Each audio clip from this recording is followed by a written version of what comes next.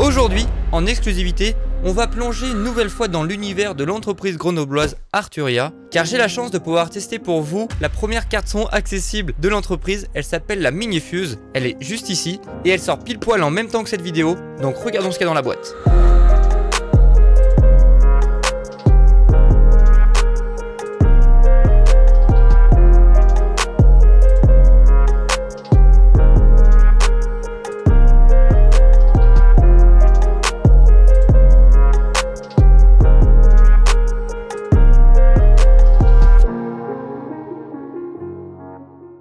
Salut les artistes, c'est Enjoy, bienvenue dans cette nouvelle vidéo. Alors vous l'avez vu dans mes deux précédentes vidéos, j'ai été convaincu par le Keylab 61 de chez Arturia. Aujourd'hui la question est tout autre, est-ce que je vais être convaincu une nouvelle fois par la marque et échanger ma carte son actuelle qui m'enregistre en ce moment avec la nouvelle carte son de chez Arturia, la Minifuse 2? Eh bien c'est ce que nous allons voir dans cette vidéo. Alors afin d'être le plus objectif et le plus complet dans cette vidéo, je vais comparer cette carte son à 5 critères qui définissent pour moi une bonne carte son. Le premier critère est le nombre d'entrées-sorties.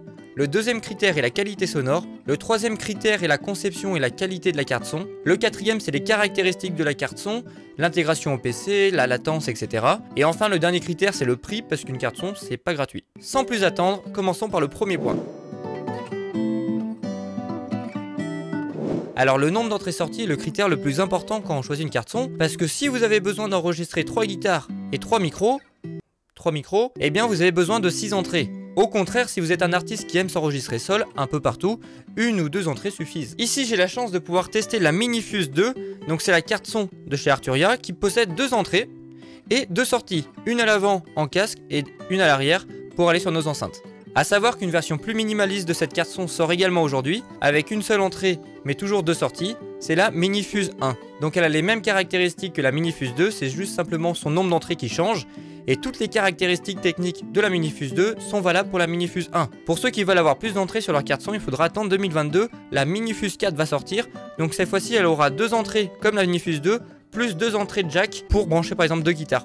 Mais bon, comme elle n'est pas encore sortie, on va pas trop s'étaler sur le sujet.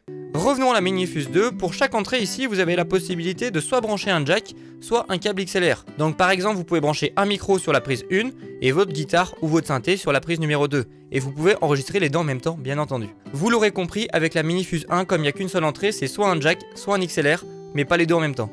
Pour les deux sorties de cette carte son, vous avez la possibilité d'envoyer votre son soit sur vos enceintes gauche et droite via un jack TS ou TRS, ou soit via la prise casque qui est située sur la façade de la carte son. Si on regarde sur le dos de la carte son, on peut accueillir ici des entrées MIDI. Donc ça c'est très utile pour les anciens synthétiseurs qui n'ont pas justement ce câble USB MIDI pour justement le piloter sur l'ordinateur. Donc vous pouvez le brancher à votre carte son pour la Minifuse 2 mais pas la Minifuse 1. Juste à côté, pour le coup, pour ceux qui ont un clavier MIDI avec une prise USB, vous pouvez la brancher directement à votre carte son en USB via ce petit hub. Malheureusement ce hub il est pas très puissant et du coup moi mon clavier Arturia c'est pas possible, mais par contre le mini clavier eh bien ça marche, donc tant mieux. C'est vrai qu'avoir un hub USB directement intégré à la carte son c'est un vrai plus. Je connais aucune carte son de cette gamme qui le propose, mettez-moi en commentaire d'ailleurs si je me trompe, mais pour moi c'est vraiment un bon point.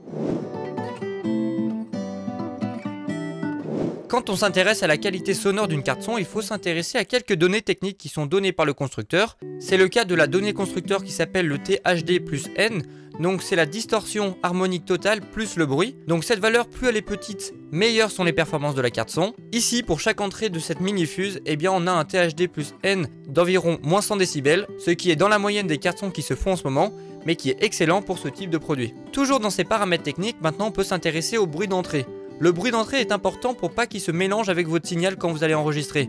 Dans le cas de la Minifuse, il a moins 129 dB. Autant vous dire que vous aurez aucun problème au moment de l'enregistrement parce que le plafond de bruit il est tellement bas que peu importe ce que vous enregistrez, vous serez forcément au-dessus de ce niveau de bruit. Et par conséquent, au mixage, même si vous paramétrez mal votre gain, vous pouvez rattraper ce que vous avez enregistré. D'un point de vue fidélité du son, si on regarde la réponse en fréquence de cette carte son, eh bien on aimerait qu'elle soit le plus neutre possible et qu'il n'y ait pas des fréquences qui soient plus ou moins fortes, ce qui rendrait notre mixage un peu plus compliqué. Ici, dans le cas de la Minifuse, la réponse en fréquence est de 0,01 dB, donc c'est vraiment minime, c'est ce que font les concurrents, ils font pas mieux. Et bien entendu, elle propose elle aussi au maximum une fréquence d'échantillonnage de 192 kHz pour 24 bits. D'ailleurs, ça vient de me donner une idée, ça serait hyper intéressant de confronter les cartes son de même gamme, par exemple celle-ci avec la Scarlett de i2 qui est sa concurrente. Si c'est un concept qui peut t'intéresser, mets-moi un pouce bleu juste en dessous de cette vidéo. À 500 pouces bleus sous cette vidéo, je trouve les moyens et je vous fais cette vidéo comparative de marques différentes bien sûr. Allez, faites-moi péter les pouces bleus.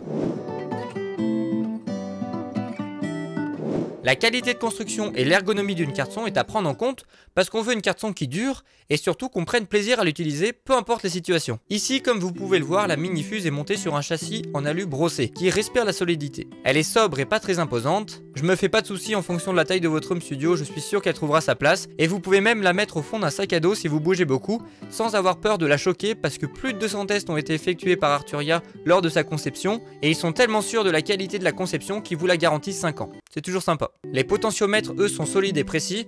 Chaque entrée-sortie a son potentiomètre attitré et le vue-mètre central plus les LED intégrés au potentiomètre permettent facilement de visualiser les niveaux d'enregistrement ou d'écoute et ça, faut avouer que c'est plutôt bien pensé.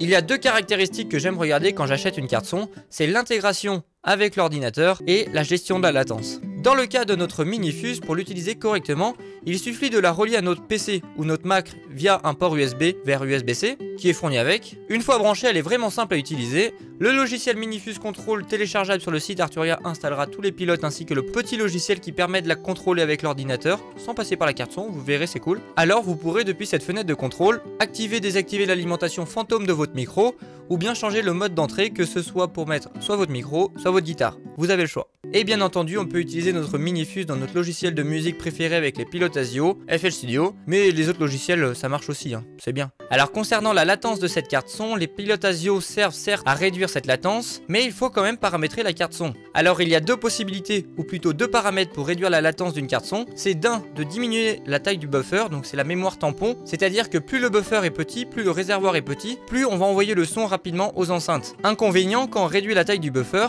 il faut gérer toujours cette fréquence d'échantillonnage qui est faite par votre processeur. Et pour rappel, la fréquence d'échantillonnage max de cette carte son, c'est 192 kHz. Donc ça, c'est vraiment au maximum. Maintenant, je vous rassure, 99% des utilisateurs de cartes son ne sont pas en 192 kHz, mais plutôt en 44100. Le fait de réduire la fréquence d'échantillonnage à 44100, ça permet de pouvoir baisser encore plus le buffer et du coup réduire cette latence.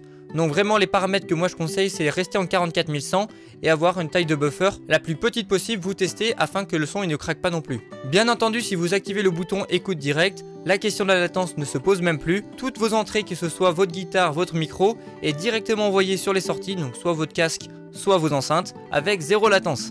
Avec ce petit potentiomètre, vous pouvez justement gérer la balance entre est-ce que je veux écouter les entrées ou est-ce que je veux écouter le signal qui vient de l'ordinateur. Donc c'est vrai que c'est bien pratique pour contrôler le niveau de nos entrées ou tout simplement faire une performance en live. Enfin, le cinquième et dernier critère, c'est le budget, parce que oui, on aime bien avoir un bon rapport qualité-prix. Ici, pour la Minifuse, comme on l'a vu dans le troisième critère, on a la qualité, mais qu'en est-il pour le prix? Est-ce qu'il est assez compétitif par rapport aux autres cartes son de la même gamme? Eh bien, la Minifuse 1 est commercialisée au prix de 99 €, et la Minifuse 2, celle-là, au prix de 149 €. Vous l'avez compris, la Minifuse, de par sa construction, ses caractéristiques et son prix, se positionne en tant que concurrent direct des Scarlett de chez Focusrite ou les Complete Audio de chez Native Instruments. Afin de faire la différence avec ses concurrents, Arturia propose des services en plus quand vous achetez par exemple la Minifuse, comme tous ses avantages. Personnellement, pour une personne qui souhaite débuter dans la MAO et s'enregistrer sans trop se compliquer, je dois reconnaître que ces plugins sont vraiment pertinents et qui sont utiles pour votre progression. Conclusion, faut-il craquer pour la Minifuse d'Arturia? Eh bien j'ai tendance à penser que si vous cherchez une carte son entre guillemets d'entrée de gamme pour vous enregistrer et écouter de la musique d'excellente qualité, peu importe la marque que vous allez choisir pour cette gamme de prix, eh bien vous ne serez pas déçus. Maintenant concernant la Minifuse, c'est vrai que comparé aux 5 critères de cette vidéo, je n'ai pas trouvé de réels défauts. Elle convient parfaitement à mes besoins, mis à part le port USB derrière qui est pas très puissant et qui peut pas accueillir justement mon Keylab. Mais bon, j'ai essayé avec mon Akai Mini et ça marche, donc ça va, je valide cette carte son.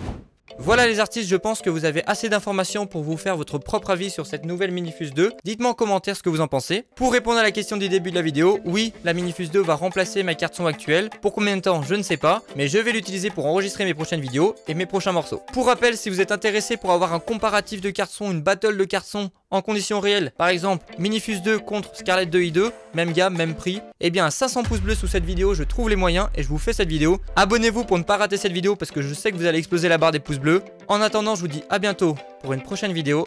C'était Enjoy. Salut!